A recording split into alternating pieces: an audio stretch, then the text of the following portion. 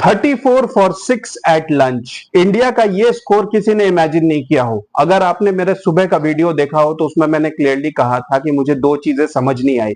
जब एक test match सिर्फ 4 दिन का है तो आपको 20 विकेट लेने के लिए और कम टाइम है। आप ऐसे में पहले बॉलिंग क्यों नहीं ले रहे हो जब आपने टॉस जीता है? क्योंकि ओवरकास्ट कंडीशंस है, पिच 3 दिन तक कवर्ड है और अभी भी सूरज नहीं निकला, तो वैसे में आपके fast bowler specially Jasprit Bumrah इन कंडीशंस को काफी एक्सप्लॉइट कर सकते हैं। लेकिन रोहित शर्मा कुछ और सोच रहे थे और उस वक्त मैंने कहा भी था अपने वीडियो में कि मैं रोहित शर्मा की सोच को चैलेंज नहीं करना चाहता, उन्होंने कुछ सोच के किया होगा। और दूसरा मुझे ये अजीब लगा कि इस पिच पे जहां पर इंडिया ने बांग्लादेश के खिलाफ दोनों टेस्ट मैच में 3 फास्ट बॉलर खिलाए थे, ऐसी में ओवरकास्ट कंडीशन में वो 3 स्पिनर्स लेकर क्यों उतरा है, ये दोनों चीजें मेरे समझ में नहीं आई थी। और पहली बात मैंने कही थी वो तो बिल्कुल ही सही साबित हो रही है कि ओवरकास्ट कंडीशंस में आप न्यूजीलैंड को बॉलिंग कैसे दे सकते हो, जो कि न्यूजीलैंड की स्ट्रेंथ है। न्यूजीलैंड के पास कोई क्वालिटी ऐसा स्पिनर नहीं है। एजाज पटेल एक नॉर्मल ऑर्डिनरी स्पिनर है। ऑफ कोर्स उन्होंने 10 विकेट इन एन इनिंग्स लिए हैं, लेकिन वो टेस्ट मैच भी कोई न्यूजीलैंड जीता नहीं था। इट वाज जस्ट लाइक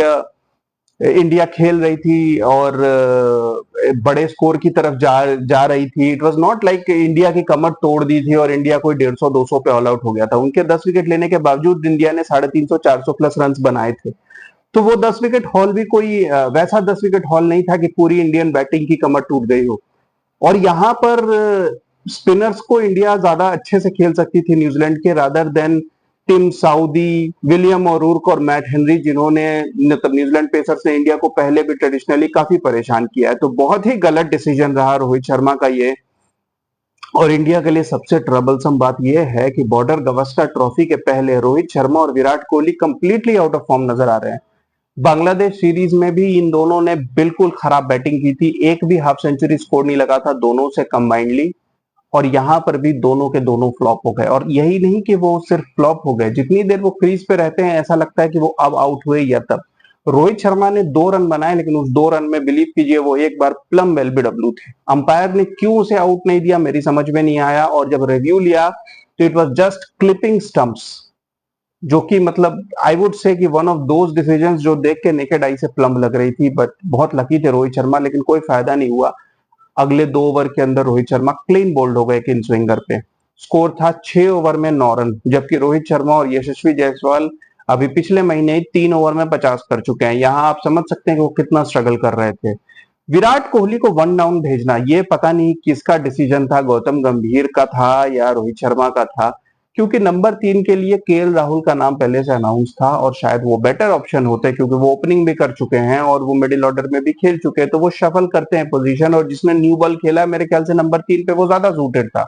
लेकिन नहीं, हम विराट कोहली को भेजेंगे, एक्सपेरिमेंट करेंगे। भाई साहब से वैसे ही रन नहीं बन रहे, बांग्लादेश सीरीज में भी वो स्ट्रगल कर रहे थे और यहाँ पर वो 0 पे आउट हो गए नए बॉलर विलियम और रूट के बॉल पे।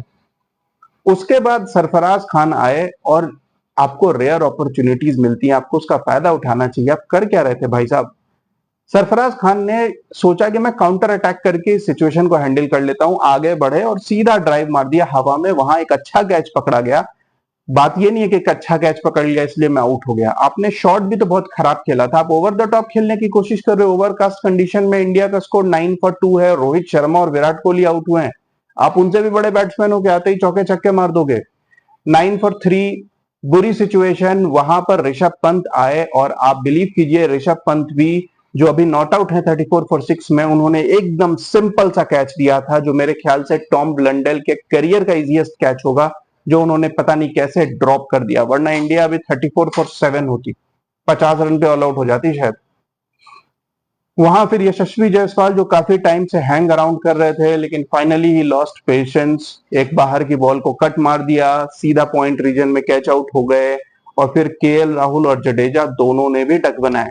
आप इमेजिन कीजिए 4 डक बने हैं इंडिया के स्कोर में।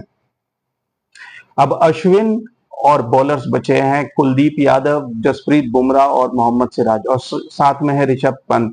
अब इंडिया यहां से 100 रन भी पहुंचता है कि नहीं ये कहना मुश्किल है। यहाँ पे वैसे तो आप कह सकते हो कि ग्राउंड को का ड्रेनेज सिस्टम जबरदस्त है कि बारिश के बाद यहाँ कभी भी वो आउटफील्ड को सुखा देते हैं। लेकिन अब ये समझना होगा कि क्या इंडिया सही बॉलिंग कॉम्बिनेशन के साथ उतरा है, क्या सिर्फ 2 फास्ट बॉलर्स के साथ यहाँ काम चल जाएगा, क्योंकि यहाँ मुझे स्पिनर्स का हाल फिलहाल में तो कोई काम दिख ही नहीं रहा है और इंडिया 3 स्पिनर्स के साथ उतरी है। हालांकि जडेजा और अश्विन होम कंडीशंस में बहुत यूजफुल हैं और कुलदीप भी बैट्समैन को फंसा सकते हैं, लेकिन अगर न्यूजीलैंड की बैटिंग के समय थोड़ी धूप आ गई तो न्यूजीलैंड फर्स्ट इनिंग्स में बहुत बहुत बड़ा लीड 200 रनों का लीड ले सकती है, क्योंकि इंडिया का तो कोई स्कोर ही नहीं है अभी। India 34 for 6। अब ऋषभ पंत अगर टेल के साथ खेल के, और अश्विन और Rishabh Pant is the last batting pair, अगर ये लोग मिलके इंडिया को 150 से 200 तक भी पहुंचा देते हैं तो फिर कुछ कंपटीशन बनेगा, वरना तो न्यूजीलैंड इस मैच को यहां से अगर हारती है तो इसमें न्यूजीलैंड की गलती होगी, और मेरे ख्याल से बहुत बहुत पुअर कैप्टेंसी और मैनेजमेंट डिसीजन रहा है इस टेस्ट मैच में। इस कंडीशंस में पहले बैटिंग करना मेरे ख्याल से आउटराइट स्टुपिडिटी थी। Keep watching guys, thank you.